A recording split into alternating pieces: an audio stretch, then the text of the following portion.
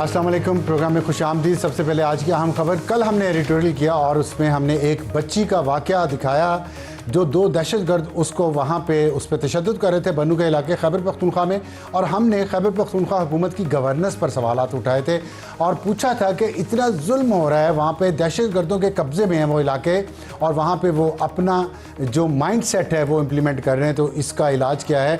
आज खुरासान डायरी ने खबर दी है कि वो दो दहशतगर्द जो उस वीडियो में नज़र आ रहे हैं उनको सिक्योरिटी फोर्सेस ने ऑपरेशन करके मार दिया है और उस बच्ची को उम्मीद है कि अब इंसाफ मिल गया होगा। और ये ख़बर उन्होंने आज ब्रेक की है। तो इसके साथ हमने बताना था कि सिक्योरिटी फोर्सेस के जो ऑपरेशंस हैं अफ़गानिस्तान के अंदर भी और खैबर पख्तूनख्वा में भी वो जारी हैं पिछले 2 दिन से, और 13 दहशतगर्दों को पाकिस्तान के अंदर कार्रवाइयों में हलाक करने की इतलात आ चुकी हैं। पिछले 24 घंटों में ज़िला बाजौड़ में 5, बन्नू और डेरा इस्माइल खान में 3, ज़िला खैबर और जनूबी वज़ीरिस्तान में 2 अलग झड़पों में भी 5 दहशतगर्दों को हलाक किया गया। असला और गोला बारूद भी बरामद किया गया। तो ये मैंने आपसे आज की अहम खबर शेयर करनी थी। और इसमें जो अच्छी बात किसी की मौत है कहना नहीं चाहिए, लेकिन जिस तरह जुल्म उन्होंने किया उस बच्ची पे कम अज़ कम मेरा दिल बहुत दुखी हुआ। लेकिन बात यह है कि खैबर पख्तूनख्वा की हुकूमत को ये काम करना चाहिए, वहाँ की पुलिस को, सिक्योरिटी को ये काम करना चाहिए।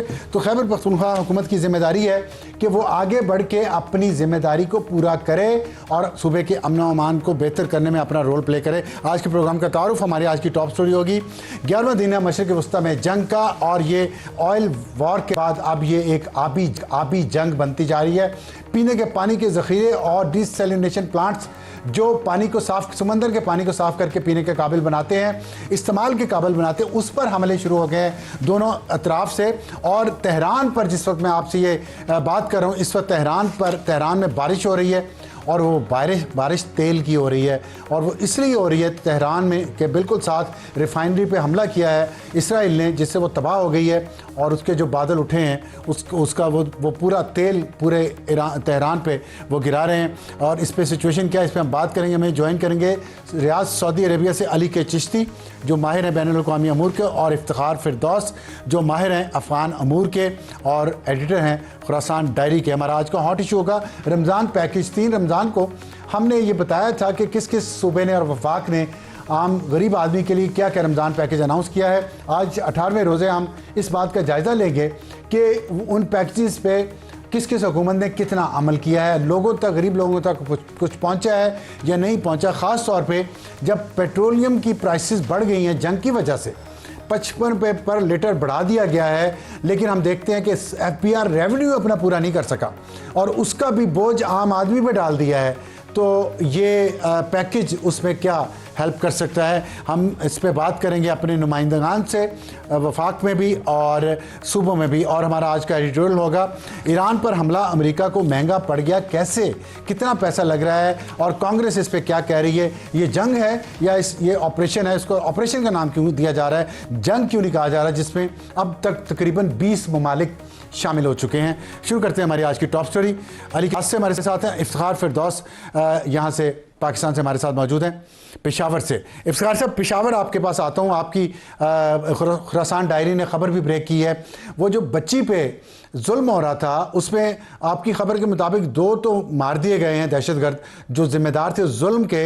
एक के बारे में जिसका नाम शायद गीदड़ है, उसका नहीं पता वो किधर है। तो आप थोड़ा सा हमें बताएंगे कि ये कैसे हुआ है। देखिए अफसार साहब, जो बनू के अंदर ये वाकया रूनुमा हुआ है, ये एक बच्ची थी जिसकी तकरीबन 15 साल उम्र है। मैं उसका नाम और डिटेल नहीं बताना चाहता क्योंकि अभी भी वो एक माइनर हाँ है। ठीक है, और वो ठीक है। चूंकि खाना बदोश जो है, वो खाना बदोश थी और इसके साथ एक लड़का भी था। ये दोनों जो है खैरात वगैरह जो है वो इकट्ठा करते थे, लेकिन उन्होंने अपने जो जरिए माश के लिए टिकटॉक जो है वो बनाना जो है वो शुरू कर दी थी। और ये बच्ची जो है ये लड़कों के अच्छा, कपड़े पहनकर जो है वो टिकटॉक्स जो है वो कर रही थी, जिसे उसने मोनेटाइज किया हुआ था, तो उसके लिए एक लोकल रेवेन्यू था सोर्स था। अब ये जो वाकया आया है, ये खुसूसी तौर पर जो यहाँ पर एक ग्रुप एक्टिवेटेड है जो हाफिज गुल बहादुर ग्रुप से मुंसलिक है, अख्तर मोहम्मद खलील का, उसके तकरीबन 3 लोग थे जिसने उसको जो है वो रात को उठाया और फिर तशद्दुद का निशाना बनाया। जो वीडियो जो है वो ज्यादातर मंजर आम पर आई, उसमें सिर्फ वो लड़की जो है वो नजर आती है, लेकिन उसके साथ जो लड़का था उसको भी उन्होंने काफी जो है वो टॉर्चर किया। जिसके बाद जो है वो काम ने उसका अच्छा। नोटिस लिया और ये ऑपरेशन जो है वो कंडक्ट किया, एक प्रिसीजन स्ट्राइक के जरिए जो है इनको जो है वो टारगेट किया। एक उसमें अभी तक जो है जो मेन एक्यूज है, इसका नाम यासर डोमेलवाल है, यानी डोमेल का जो एरिया था यहाँ से वाकया हुआ। वो अभी तक जो है उसकी कोई निशानी पता नहीं लगी, लेकिन जिस एरिया के अंदर ये अटैक हुआ, जिस कमरे के अंदर ये वीडियो जो है वो फिल्माई गई थी, उसको जो है प्रिसिजन टारगेट करके जो है वो किया, और उसमें जो है ये दो जो लोग हैं इनको हालात ठीक। जो है वो किया गया है। ठीक। अ, मैं और इस उसकी पे और मजीद डिटेल भी बात जो करूंगा जो है। जी जी जी जी जी फरमाइए। मैंने कहा ये उसमें जी लोकल डायनामिक्स के हवाले से भी जो है वो बात हो सकती है, और उसमें जो फर्दर डायनामिक्स है इस हवाले से, क्योंकि ये एक एरिया है जो सिक्योरिटी वाइज कॉम्प्रोमाइज्ड है और ये नॉर्थ वजीरिस्तान के करीब है। लिहाजा यहाँ पर ऐसे स्लीपर सेल्स जो है वो मौजूद हैं जो के टाइम निकल कर जो है ये ऑपरेशन जो है वो करते रहते हैं सिक्योरिटी फोर्सेस के खिलाफ। अच्छा, एक सिर्फ सवाल का मुझे जवाब दे दें, फिर मैं मशरक़ वस्ता पे आता हूँ। मुझे सिर्फ ये बता दें कि हम देख रहे थे कि जब से अब 11वां दिन है शायद, जब अफ़गानिस्तान के साथ जंग शुरू हुई है और उन्होंने हमला किया और पाकिस्तान ने जवाबी हमला किया, फिर तो उसमें हमने देखा पहले 8 दिन तो कुछ नहीं हुआ, कोई हमला नहीं हुआ, खुदकुश हमला नहीं हुआ, लेकिन 2 दिन पिछले 2 खुदकुश हमले हुए हैं। तो अब आप मुझे ये बताएं कि ये क्या, क्यों है ये फिनोमेना? तो अंदर जो हमारे स्लीपर सेल हैं उसको अब टारगेट किया जा रहा है इफेक्टिवली, और क्या वहाँ से जो कुमक आती थी, इंस्ट्रक्शंस आती थी, वो आना बंद हुई हैं या अभी भी आ रही हैं?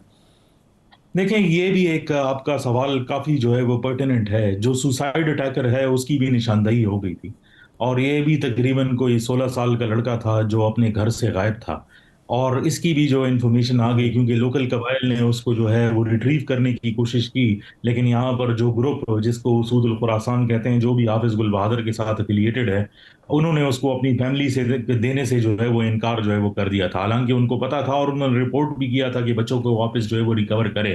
फिर हमने देखा कि वो सुसाइड बॉम्बिंग के अंदर जो है वो इस्तेमाल हुआ। और आपको अंदाजा हो सकता है कि अगर बच्चा जो है वो एक नॉर्थ वजीरिस्तान की लोकेलिटी में रह रहा है जिसको बाहर की दुनिया का कोई एक्सपोजर नहीं है, और उसके सामने ऐसे ही लोग हैं जो मुसल्ला घूमते रहे हैं, उसको ब्रेन वॉश करके जो है वो वेरियस तरीकों से एक्सप्लॉइट करते हैं और उसको इसी मकासद के लिए जो है वो इस्तेमाल करते हैं। अभी भी उसकी मल्टीपल वीडियोज हैं, उसके गांव वालों से जो है वो हमारी बातचीत जो है वो हुई, और उसके अंदर एक बहुत क्लैरिटी है कि उसको कुछ पता नहीं था कि वो क्या करने के लिए जा रहा है। Is just been used as cannon fodder for this entire war. ठीक। लेकिन इंटरेस्टिंग ठीक। बात यह है कि जब हमने इसको जो है वो रिपोर्ट किया था, और उस टाइम पे भी कहा था कि इसमें सिविलियन कैजुअलिटीज जो है वो हुई हैं, क्योंकि जिस चेक पोस्ट को जो है वो निशाना किया गया था वो उसको सिक्योरिटी अलर्ट ऑलरेडी जो है वो मिल चुकी थी, उसमें सिर्फ 2 जो है वो सिपाही उस टाइम पर मौजूद थे, और वो दोनों के दोनों जो है वो ठीक। इंजर्ड भी नहीं हुए, क्योंकि पोस्ट मुकम्मल तौर पे खाली थी। लेकिन इंपॉर्टेंटली अफसार साहब, जो स्टेटमेंट अभी उन्होंने दी है, क्योंकि इनिशियल में इसमें डिनाइल थी, उस ग्रुप ने खुद स्टेटमेंट दी और कहा है कि हमसे गलती से जो है वो सिविलियन जो है वो टारगेट हुए हैं।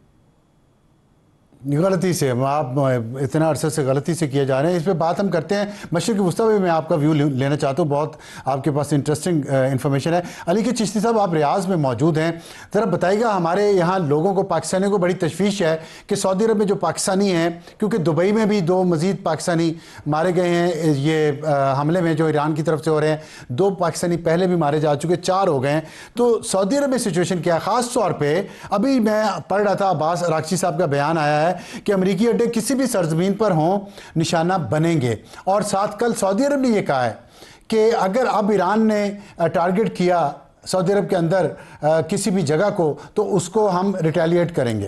कैसे देखते हैं आप इस सिचुएशन को? जी जी, अब साहब इसे थोड़ा सा हमें इसका पस मंजर देखना पड़ेगा, जब ऑफ कोर्स इसमें पाकिस्तानी भी रिएक्शन है। देखिए, Pakistan was in part and parcel of the negotiation जो बैक चैनल चल रही थी between Iran and Saudi Arabia, और वाइडर ऑफ कोर्स पाकिस्तान की बात मानी ईरानियों ने ऑफ कोर्स इनिशियली, और ऑफ कोर्स जो है वो उसकी intensity attack on Saudi Arabia कम थी, यूएई पे ज्यादा थी, बहरीन पे ज्यादा थी, कुवैत पे ज्यादा थी।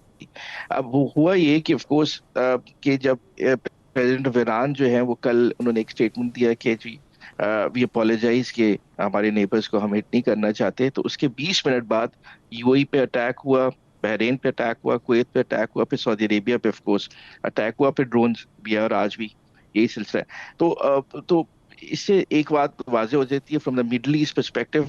मिडल ईस्ट की जो ताकतें, specially Saudi Arabia, UAE Qatar जो है वो अब इसे इसे इस तरह से देख रहा है कि देयर आर टू ईरान्स। और ईरान में जो प्रेसिडेंट है ऑफ कोर्स उन्होंने आज भी एक बयान दिया, और ऑफ कोर्स आके उसी बात को, क्योंकि he was embarrassed yesterday by I बयान उन्होंने अपना आईआरसीजी पहले कल वाला बदल लिया, रजू कर लिया उसे। तो बदल दो ईरान अगर बदल हैं लिया। भी तो उसमें डोमिनेंट तो आईआरसीजी जो उनका जो रिलीजियस, रेवोल्यूशनरी गार्ड्स ही हैं। The revolutionary guard has taken over the Iran. और ऑफ कोर्स जो ईरानियन जो इलेक्टेड गवर्नमेंट है वो एक अलहदा खड़ी है, और उस पे अब पाकिस्तान को आपने देखा कि फील्ड मार्शल साहब जो थे was in Riyadh meeting with Prince Khalid. और ऑफ कोर्स जो मैसेज था जो सऊदियों का और पाकिस्तान की तो अंडरस्टैंडिंग है, ऑफ कोर्स हमारा स्ट्रेटेजिक डिफेंस एग्रीमेंट है साथ, और ऑफ कोर्स उस पर पाकिस्तान ने कंप्लाइंस शुरू कर दिया है ना। मेरी अंडरस्टैंडिंग है ऑलरेडी पाकिस्तान की कुछ फोर्सेस हैं सऊदी अरेबिया में टू डिफेंड सऊदी अरेबिया। अब ऑफ कोर्स पाकिस्तान के लिए और रीजन के लिए एक बड़ी चीज ये हुई है कि सऊदी अरेबिया ने जब जब ईरान ने जब अटैक किया as a military strategy Middle East पे और गल्फ ऑफ होर्मुज को कर लिया, तो अब उनके पास एक लेवरेज पावर आ चुका है। जब निगोशिएशंस में बैठेंगे तो अब बात ये नहीं होगी कि रिजीम चेंज करें, बात ये होगी कि मिडल ईस्ट पे अटैक। तो मिडल ईस्ट पे जो राय है वो बड़ी जो है वो ऑफ कोर्स एंटी अमेरिकन हो चुकी है। इससे एक दो चीजें वाजे तो हो चुकी है ना कि अमेरिकन जो हैं वो जो प्राइमरी नेट सिक्योरिटी पार्टनर्स नहीं रहे मिडल ईस्ट में। अब रियलाइजेशन यूएई में आ चुकी है, सऊदी अरेबिया में तो आ चुकी थी जब इन्होंने हमसे डिफेंस एग्रीमेंट साइन किया, कतर में आ चुकी है। और अब of course they are very angry, और डू अंडरस्टैंड कि ये सेल्फिशनेस की हद थी कि जब मिलिट्री बेसिस से अमेरिकन ने ये डिफेंस एसेट्स मूव कर दिए थे इसराइल, तो अरब इसे स्टैब ऑन द बैक देखता है 2.0। और ऑफ कोर्स ये जो क्राइसिस है कोर्स अब इसे एस्केलेट करने से रोका जा रहा है। Nobody wants to be part of the war, but of course Israel जो है वो इस जंग में पूरे मिडल ईस्ट को लपेटना चाहता है।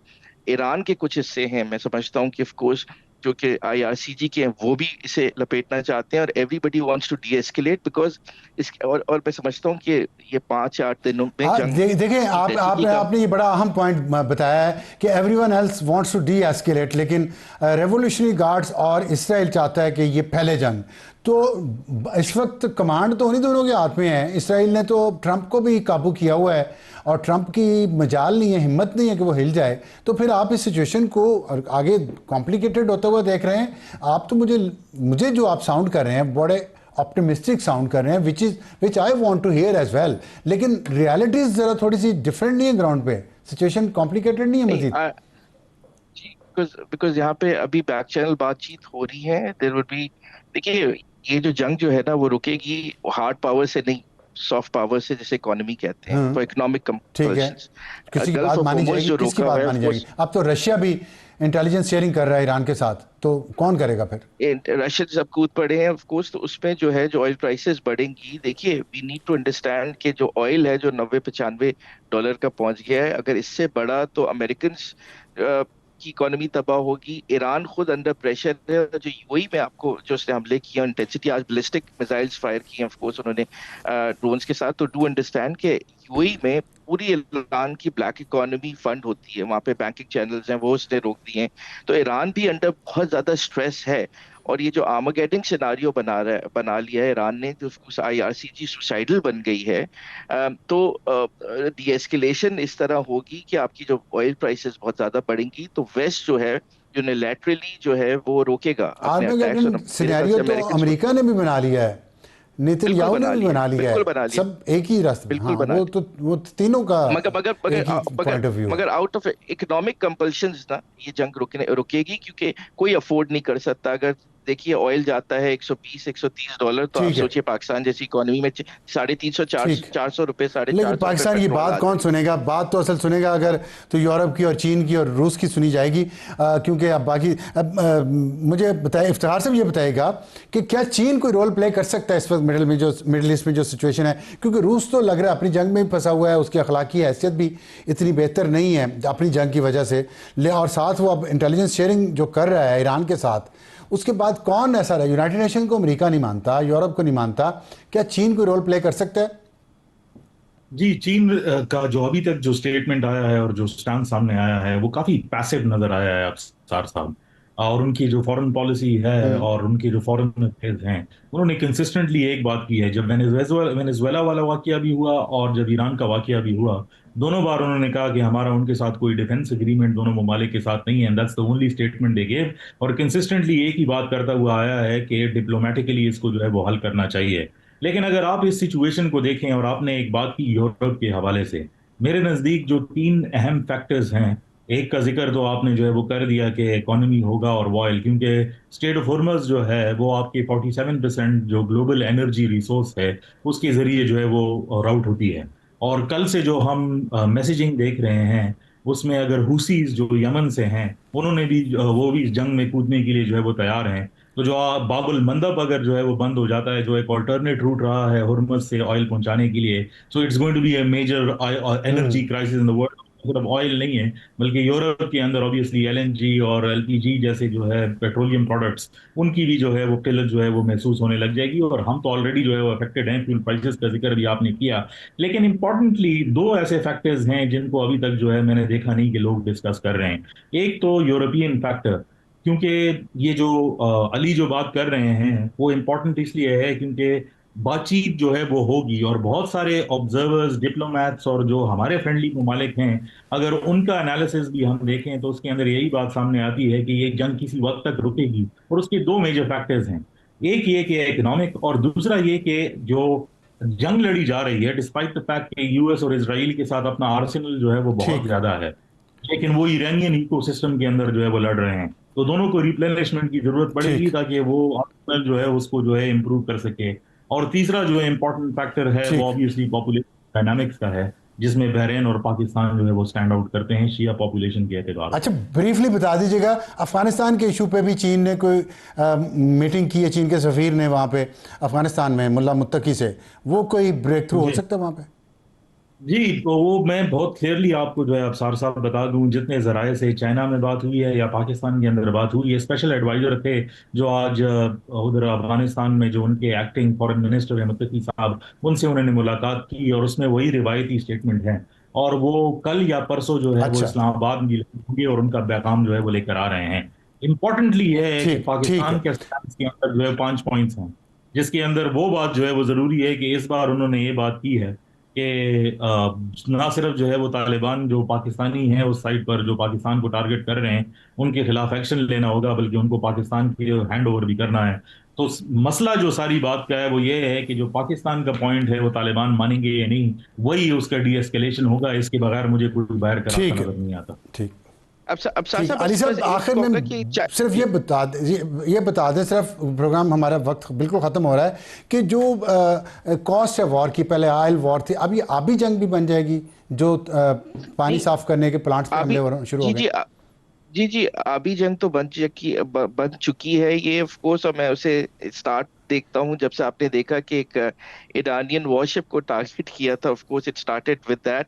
गल्फ ऑफ होर्मुज में ऑफ कोर्स अभी तक ईरान ने माइन नहीं किया है ऑफ कोर्स, और वहां पे जो फिजिकल ब्लॉकेड नहीं है इंश्योरेंस की वजह से, और वार टाइम इंश्योरेंस, हाँ, पर डिसैलिनेशन नहीं, प्लांट्स को मैं जो उसकी हिट बात कर करूँ रहे जो हैं ऑफ कोर्स बहरीन ने, डिसैलिनेशन और प्लांट्स हैं उनकी, जी साफ पानी डिसैलिनेशन जहाँ को से आ जो रहा है। कर रहे जी, जहाँ पे वो कर रहे हैं, this is extremely extremely, these are red lines. और ये अगर यहाँ पे ऑफ कोर्स होती है तो ऑफ कोर्स आप सोचिए कि you are actually hitting the core of the Middle East, जहाँ पे ठीक है। पानी की फराहमी है, डिसलेशन। राइट। अगर नहीं रुका तो ऑफ कोर्स आप देखेंगे अरब ठीक रिटेलिएशन है। ऑफ कोर्स ऑन ईरान, और ये बड़ी जंग होगी। चलिए, बहुत शुक्रिया अली चिश्ती, इफ्तिखार फिरदौस साहब। वक्त तो एक ब्रेक का, ब्रेक के बाद वापस आएंगे तो हमारा आज का हॉट इशू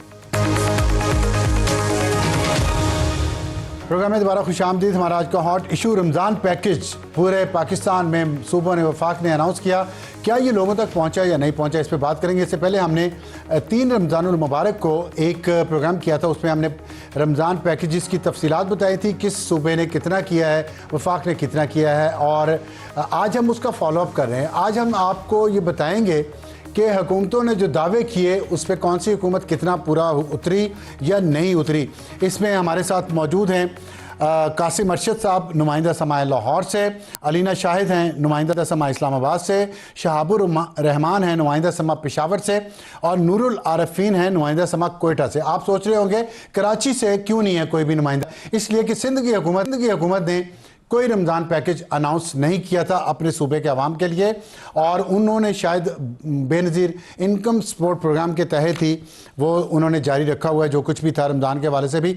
तो वफाक ने 38 अरब का पैकेज अनाउंस किया और फ़ी ख़ानदान 13,000 रुपये उन्होंने देने का ऐलान किया और कहा कि 21 लाख लोगों को रकम पहुंचाएंगे। खैबर पख्तूनख्वा में 12 अरब 80 करोड़ रुपए का पैकेज 10 लाख शहरियों के लिए 12,500 के हिसाब से, और पंजाब में 40 अरब रुपए का पैकेज 10,000 रुपया हर ख़ानदान को देने का उसमें ऐलान हुआ। 40 लाख लोग उन्होंने उन तक पहुंचना था। बलूचिस्तान में 3,28,000 ख़ानदानों के लिए रमज़ान पैकेज का ऐलान हुआ और वो किन तक पहुंचा अभी बात करेंगे। सबसे पहले हम बात करते हैं अलीना शाहिद से जो समा की इस्लामाबाद की नुमाइंदा हैं। उनसे पूछेंगे कि वफाक ने जो पैकेज अनाउंस किया, अलीना उसके बारे में बताइएगा कि कितने लोगों तक पहुंचा कि नहीं पहुंचा, और लोग मुतमईन हैं या नहीं हैं? बिल्कुल अफसार साहब, वज़ीर-ए-आज़म शहबाज शरीफ की जानिब से जो 38 अरब रुपए मुख्तस किए गए थे इस रमज़ान रिलीफ पैकेज के लिए, इसमें 21 लाख लोगों को मुस्तफ़ीद किया जाना था इससे, और कहा भी जा रहा है कि इससे होंगे अब तक, क्योंकि आज 18वां रोज़ा है, इससे 15 लाख लोग जो है मुस्तफ़ीद हो चुके हैं। और शहरी काफ़ी मुतमईन भी दिखाई दे रहे हैं क्योंकि उनको ये रकूम की जो अदायगी है एक तो डिजिटल वॉलेट के ज़रिए हो रही है, साथ इसमें वो लोग भी अहल हैं क्योंकि इससे कबल जो बेनज़ीर इनकम सपोर्ट प्रोग्राम का प्रोसेस है उसमें जो उनकी रिक्वायरमेंट है वो ये है कि जिन तमाम उन लोगों को ये वजीफ़े ये रकूम अदा की जाती हैं जो 32,000 से जिनकी आमदन कम हो। लेकिन वज़ीर-ए-आज़म शहबाज शरीफ की जानिब से इस दफ़ा इस प्रोग्राम के लिए ये किया गया है कि तमाम वो लोग इसके लिए अहल होंगे जो 32,000 से लेकर जिनकी सैलरी 36,000 तक हैं, तो वो तमाम लोग इस प्रोग्राम के लिए अहल हैं और वो तमाम लोग इस प्रोग्राम से मुस्तफीद हो रहे हैं क्योंकि इस प्रोग्राम के जरिए फी का जो है वो 13,000 रुपए दिए जा रहे हैं। लोगों तक पहुंचे भी हैं या खाली बीच में गायब हो गए हैं, ये लोगों की बड़ी शिकायत होती है, इस पे बताइएगा थोड़ा।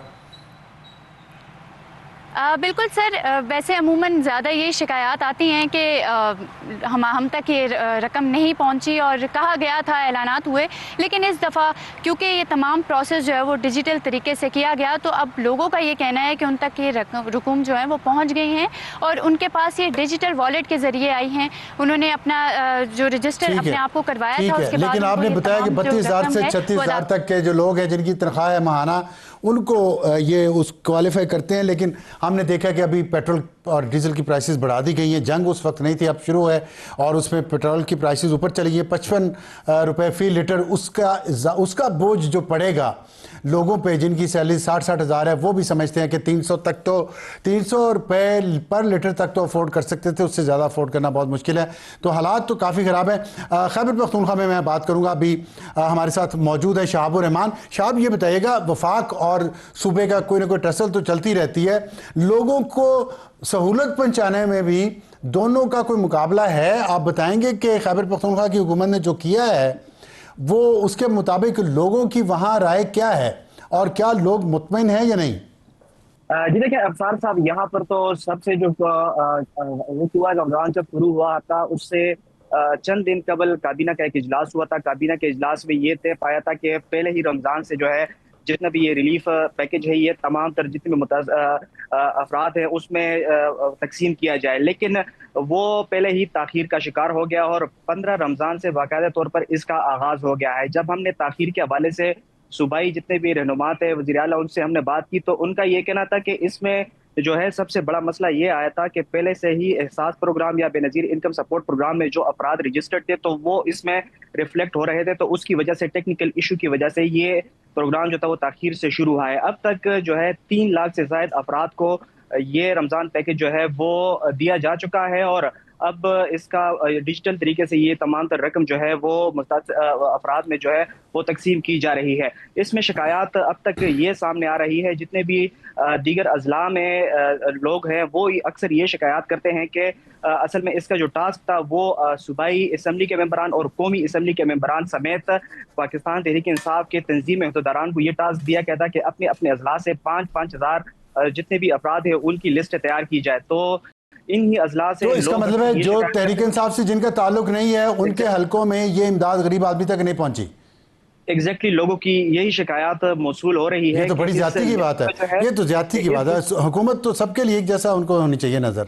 जी बिल्कुल, यहाँ भी उनका ये सियासी कहना है। बुनियादों पे गुर्बत भी उन्होंने सियासी बुनियादों पे तकसीम कर दी है। Very sad. तो इस यही सवाल हमने जो है वज़ीर आला से भी किया, तो उन्होंने इसकी तरदीद भी की और उनका ये कहना था कि हमने बाकायदा तौर पर ये टास्क लोगों को दिया है कि अच्छा। जितने भी अपराध इस तरह है जो मुस्तहक है उनके नाम इन लिस्टों में डाले जाए। और उनका ये भी बताना था कि अगर इसमें सिर्फ पार्टी के लोगों को डाला गया है तो उसकी जांच पड़ताल भी की जाएगी। ठीक है, वेरी गुड, बहुत अच्छी बात है ये तो। नूरुल आरिफिन, आप बताइएगा कि बलूचिस्तान में क्या सिचुएशन है। मुझे एक बड़े अहम जो सियासतदान है उनसे मुलाकात हुई पिछले हफ्ते, बलूचिस्तान से उनका ताल्लुक़ है। वो तो कह रहे हैं कि वहाँ पे बड़ी इसमें घपला हो रहा है और PDMA के ज़रिए ये तकसीम किया जा रहा है और असल हकदारों तक ये रकम नहीं पहुँची। ऐसे आपको इतलात आ रही हैं? जी अफसार साहब, इस रमज़ान मुबारक में बलूचिस्तान हुकूमत ने तकरीबन 3,28,000 जो रिलीफ पैकेजेस हैं मुस्तहक अफराद में वो डिस्ट्रीब्यूट करने का जो हदफ मुकर्रर कर रखा था और इसकी ज़िम्मेदारी PDMA बलूचिस्तान को सौंपी गई थी। और इस सिलसिले में जब हमारी PDMA हुकाम से बात हुई तो उनका कहना है कि द टारगेट इस ऑलमोस्ट अचीव और जो रिलीफ ऑपरेशन इस कम्प्लीटेड जो है सक्सेसफुली। तो जो कोयटा समेत जो बलूचिस्तान के दीगर अजला है वहाँ पर जो रिलीफ जो ऑपरेशन शुरू किया गया था, ये जो पार्सल्स थे तमाम जो है ना अजला में तकसीम कर दिए गए हैं। जो सबसे ज़्यादा अगर हम बात करें कोयटा में 54,000 जो है ये पार्सल्स तकसीम किए गए हैं। इसके अलावा पशीन में 18,000 और नसीराबाद में तकरीबन 8,000। उसके अलावा जो बलूचिस्तान के दीगर अजला हैं वहाँ पर 6 जो है वो 1,000 जो रिलीफ पार्सल्स हैं वो डिस्ट्रीब्यूट किए गए। ऐसा हमें कोई लेकिन एक सवाल मेरे जहन में आ रहा था, मैं आपसे पूछना चाहता हूँ नूरुल आरिफिन कि 47% गुर्बत है बलूचिस्तान में। पाकिस्तान में सबसे ज़्यादा गुर्बत की शरह रेशो बलूचिस्तान में है, तो आपके ख्याल में ये 6,000 एक ज़िले में ये तो कुछ भी नहीं बनता, ज़्यादा नहीं होना चाहिए था? जी बिल्कुल, आपने बिल्कुल ठीक कहा। अगर हम बात करें बलूचिस्तान की आबादी तकरीबन इस वक्त 1.5 करोड़ के करीब है और जो अभी हालिया सर्वे आया है उसमें ये बात सामने आई है कि बलूचिस्तान के जो 47% जो आबादी है वो गुर्बत का शिकार है। और अगर हम इसका बैलेंस करें, अगर मुवाजना करें और देखें कि जो रिलीफ पैकेज था वो 3,28,000 दिया गया था, तो ये बहुत ही कम था। करप्शन की शिकायत तो हमें मसूल नहीं हुई, लेकिन हमें बहुत सारी शिकायत ये मसूल हुई कि हमें राशन नहीं मिला, क्योंकि बलूचिस्तान में गुर्बत ज़्यादा है। और आप देखें कि जो बलूचिस्तान के जो पसमानदा अजला है वहाँ पे 6-6 हज़ार के हिसाब से जो है वो पार्सल तकसीम किए गए और वहाँ पर आबादी को अगर आप देखा जाए तो वो बहुत ज़्यादा थी। तो इस सिलसिले में जो वज़ीर आला बलूचिस्तान है वो भी जो है वो इस तमाम प्रोसेस की निगरानी करते रहे और वो उनकी कड़ी नज़र थी और वो उनका ये पूरा वो फोकस था कि इस जो 3,28,000 हम ये जो पार्सल्स तकसीम कर रहे हैं इसमें करप्शन ना हो।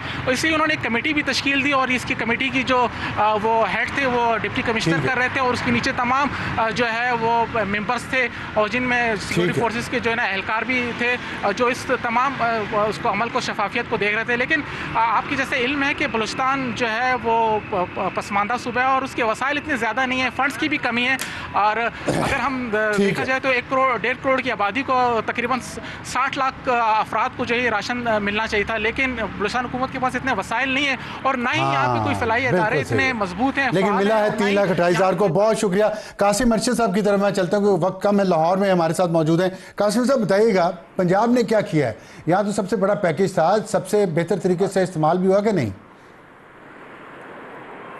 अरे बिल्कुल, आदाद शुमार को अगर देखा जाए तो पंजाब रमज़ान रिलीफ को लेकर जो है वो पहले नंबर पर है और इसमें 3 मरहलों में रमज़ान मुबारक के दौरान जो आवाम है उनको रिलीफ दिया गया, जिसमें जो रमज़ान निगहबान कार्ड है इसके तहत 40 लाख ख़ानदानों को उनकी दहलीज पर कार्ड फराहम किए जाने थे, जिसमें से 25,03,897 निगहबान कार्ड लोगों को उनकी दहलीज पर फराहम किए गए। और जो आदाद शुमार हैं उसके मुताबिक 21,96,658 निगहबान कार्ड में से इमदादी रकूम निकाल ली गई हैं, जो कि जो मजमूई जो रकम बनती है वो 21 अरब 98 करोड़ रुपए बनती है। दूसरा जो मरहला है, ये 14 लाख जो लोग हैं, ख़ानदान हैं, ये रह गए जिनको अभी तक रिलीफ फराहम क़याम किया जाना है निगहबान कार्ड के तहत। जबकि जो दूसरा मरहला है रमज़ान मुबारक के दौरान निगहबान दस्तरखान भी उनका क़याम किया गया था, जिसके लिए मजमूई तौर पर 422 मकामात पंजाब में मुंतखब किए गए थे, जहाँ अब तक मजमूई तौर पर 18 लाख से ज़ायद अफराद रोज़ाना की बुनियाद पर इफ्तारी कर चुके हैं, जिसमें ज़्यादा जो तादाद है वो फैसलाबाद की है जहाँ 3,91,000 लोग, जबकि रावलपिंडी और लाहौर में 2-2 लाख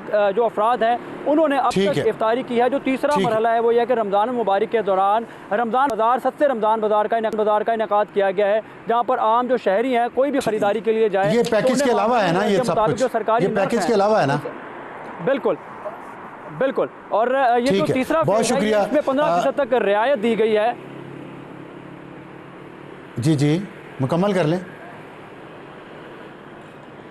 जी और रियायत दी गई है, 15% तक कोई ख़रीदारी कर सकता है। बहरहाल अभी जो 14 लाख ख़ानदान रहते हैं जो निगहबान कार्ड के तहत जो है वो जिनको रिलीफ दिया जाएगा, उनकी दहलीज पर उन्हें जो है ये रकूम शफाफ तरीके से फराहम की जाएगी। जबकि इसके साथ साथ शिकायत भी मौसूल हुई हैं, तो जहाँ जहाँ शिकायत। बहुत शुक्रिया कासिम अर्शद साहब और रीना शाहिद साहिबा और शहाबुर रहमान नूर आलफिन। वक्त बताएंगे तो एडिटोरियल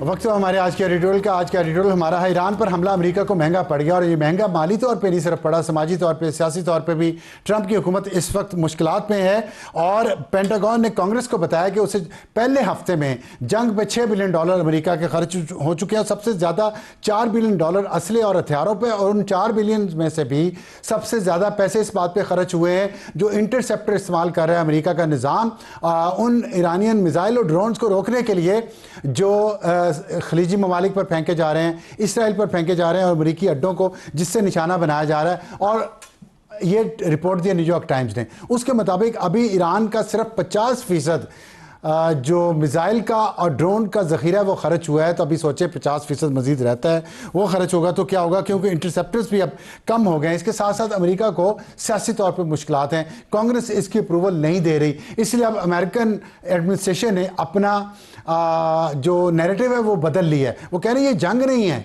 ये तो एक ऑपरेशन है, मिलिट्री ऑपरेशन है। जंग की इजाज़त लेना कांग्रेस से ज़रूरी है कानूनी तौर पे, ऑपरेशन की इजाज़त लेना ज़रूरी नहीं है। तो इससे आप समझ सकते हैं कि ट्रंप की हुकूमत माली तौर पे भी $50 बिलियन मांग लिए हैं पेंटागन ने कांग्रेस से, और कांग्रेस सपोर्ट नहीं कर रही इस वॉर को। उसके साथ साथ जो समाजी वहाँ पर मामलात हैं, इस जंग के ख़िलाफ़ अमेरिका में मुजाहरे शुरू हो चुके हैं, और वो उन मुजाहरों में मुजाहरीन ये कह रहे हैं कि ये जंग हमारी नहीं है, ये इसराइल की जंग आप लड़ रहे हैं, हमारे बच्चे इसमें मारे मत जाएं। अब देखना यह है कि ट्रंप एडमिनिस्ट्रेशन इस अंदरूनी और बैरूनी दबाव को बर्दाश्त कितना अरसा करेगी। अब तक के लिए इतना ही। खुदा हाफिज़।